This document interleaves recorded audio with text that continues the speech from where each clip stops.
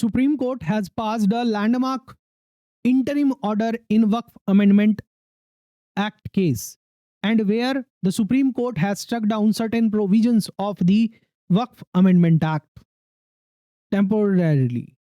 We are discussing that judgment or interim order of the Supreme Court. Imagine this: a new law shakes the very foundation of one of the most significant religious property systems in India, that is the Waqf Act. Waqf Amendment Act 2025.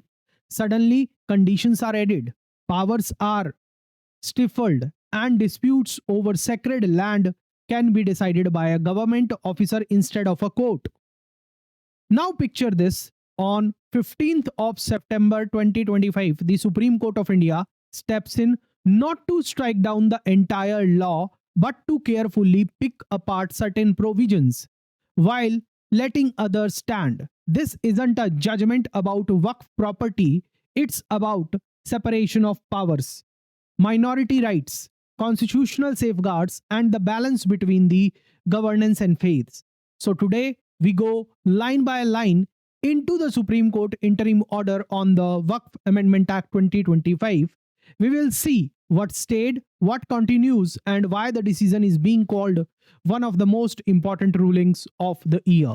This is Ashish Jain, founder and chief educator at Doon Law Mentor, where we help law students crack judiciary and APU examination. Let's start with the session. First of all, we are discussing the background of the interim order. The Waqf Act of 1995 governs the properties dedicated for the religious and the pious purposes under the Islamic law. In April 2025, the Parliament passed sweeping amendment in the form of Waqf Amendment Act 2025, introducing stricter conditions, changing the definition of certain words, and giving new powers to the government, and adding what's known as or curbing what's known as Waqf by user, properties that become Waqf through continuous community use. That sparked the petitions in the Supreme Court filed by the MPs Mohammad Javed and Asasuddin Owaisi, among others, claiming that the amendment target Muslim religious endowments and undermine the constitutional rights. 6 BJP-ruled states supported the amendment while the civil society and community leader opposed them. After days of hearing, the matter landed before the CJI B.R. Gawai and Justice A.G. Masih, who on 15th of September 2025 delivered this interim order. Let's discuss the Supreme Court approach in the interim order. The court began with the important principle, and the principle is legislation can only be stayed in the rarest of rare cases. That means that the court was not inclined to block the entire Waqf Amendment Act. Instead, it examined specific provisions that raised serious constitutional concerns. The court's philosophy: don't throw the baby out of the bathwater. Rather, it is protect against arbitrariness but allow governance to continue. Let's discuss what the Supreme Court has said about the 5-year Islamic practice rule for the Waqf creator. Section 3, subsection 4, clause R of the Waqf Act under the Waqf Amendment Act required a new requirement to create a Waqf. A person must have practiced Islam for at least 5 years. What was the intention of that provision? To prevent misuse, like someone converting to Islam only to shield the property from creditors. What is the problem? The problem was no mechanism to verify this condition. The court held the idea itself was not arbitrary, but without rules to decide who qualifies, it becomes arbitrary in practice. So the court stayed this provision until state government frame proper rules. Let's move on to the next part of the interim order, where the court have said something very important about collectors' power to de-recognize Waqf. This was one of the most controversial provisions under the Waqf Amendment Act. The amendment allowed a designated officer, usually the collector, to decide whether the disputed land was really Waqf property or not. If the collector said no, the land would be removed from the Waqf records. even before court or the tribunals decided. The court, in its interim order, struck down this provision as well at the interim stage. Permitting the collector to determine rights of the property is against the doctrine of separation of power. That was the main observation of Supreme Court in this case. The executive cannot decide rights of the citizen. The court ruled that until the Waqf tribunal or court gives a final decision, disputed property will remain protected. But to avoid misuse, no third-party rights can be created during the dispute. This balances the community rights with judicial scrutiny. Do let us know in the comment section till now you are understanding the entire interim order or not, till we have discussed.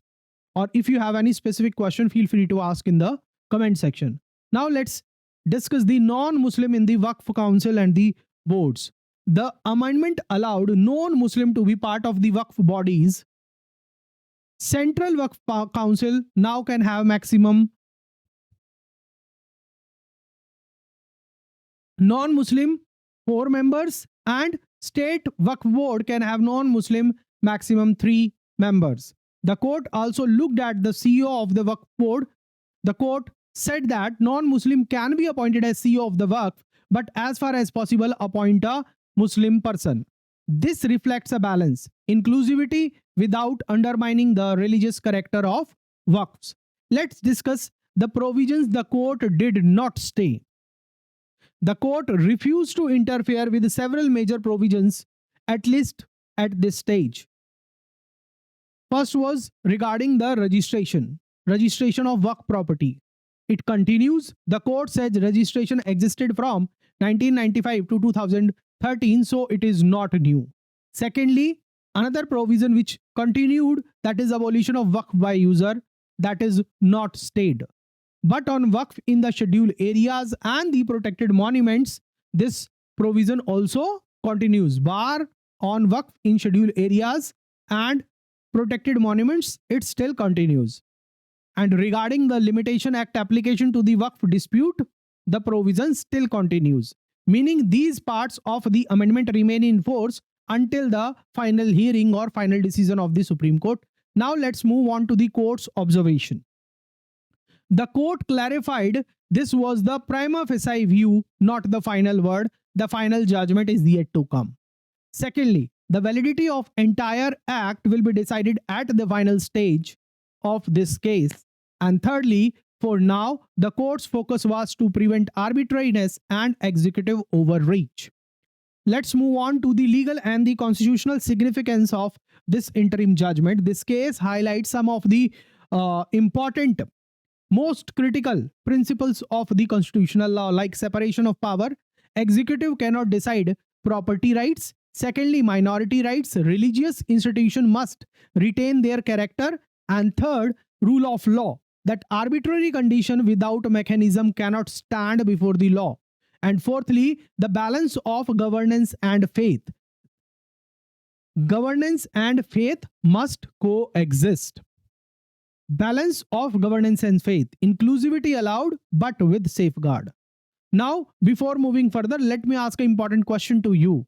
Do you think that the court struck down the right balance here, or should it have stayed the entire act?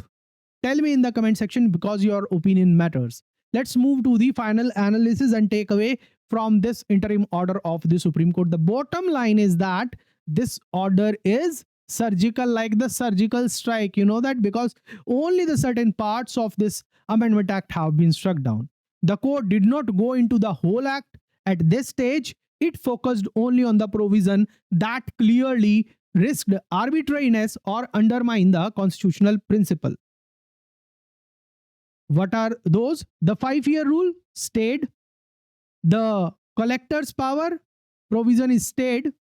Non-Muslim presence capped. Registration provision continues. Abolition of Waqf by user continues.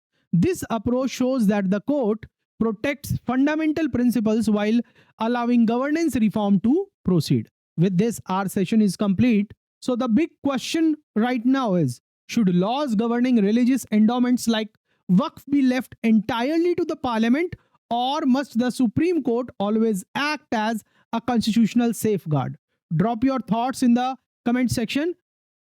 Do you side with the judicial intervention or with the legislative supremacy? With this, our session is complete. Provide your feedback in the comment section. And if you want to study personally with us for your judiciary and APO examination, you can enroll in our courses from our app Doon Law Mentor or from our website Doon Law Mentor. See you in the next session. Jai Hind.